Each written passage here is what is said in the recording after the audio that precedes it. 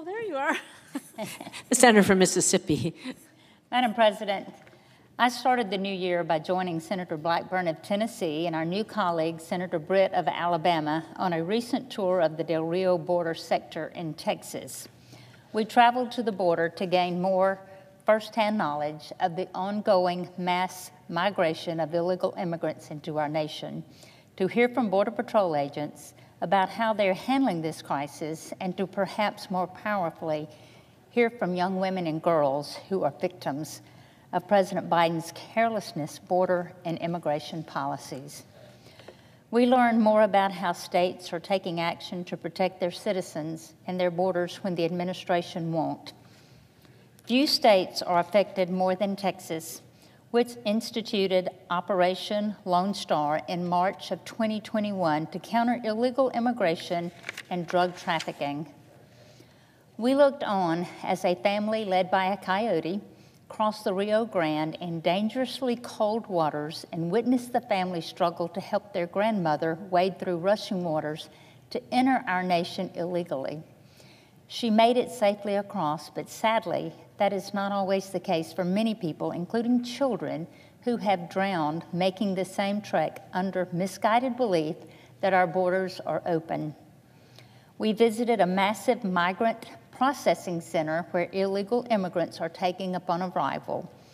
An astonishing fact about this processing center is that it cost U.S. taxpayers $16 million a month to operate.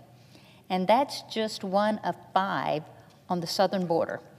Let me say that again. It's costing American taxpayers $16 million per month to process illegal immigrants at just one of these 5 centers. What was especially gut-wrenching to me was hearing directly from human trafficking victims. We heard from one young lady who was trafficked from the age of 12 to the age of 16.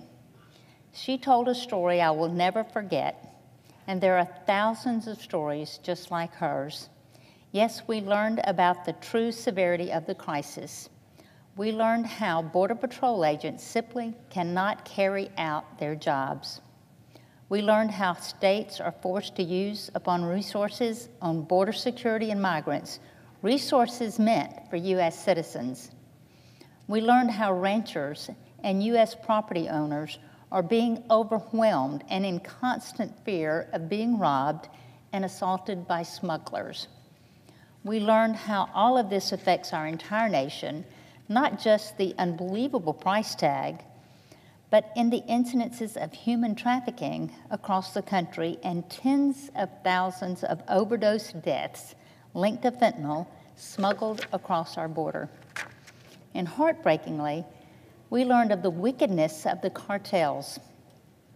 They are thriving thanks to President Biden's apathetic attitude toward his own country's border. Madam President, this should not be a political debate. People and children are dying in an attempt to enter our country illegally.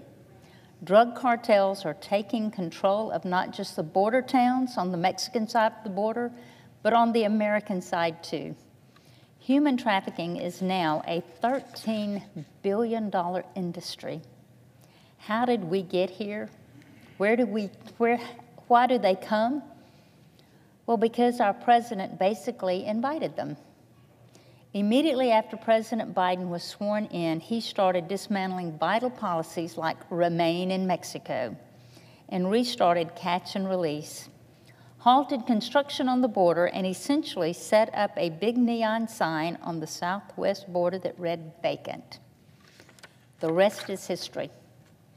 4.5 million border apprehensions with an estimated 1.5 million undetected gotaways, a staggering increase in the number of women and children who are being subject to assault and domestic violence, fentanyl flowing into our communities, and skyrocketing deaths.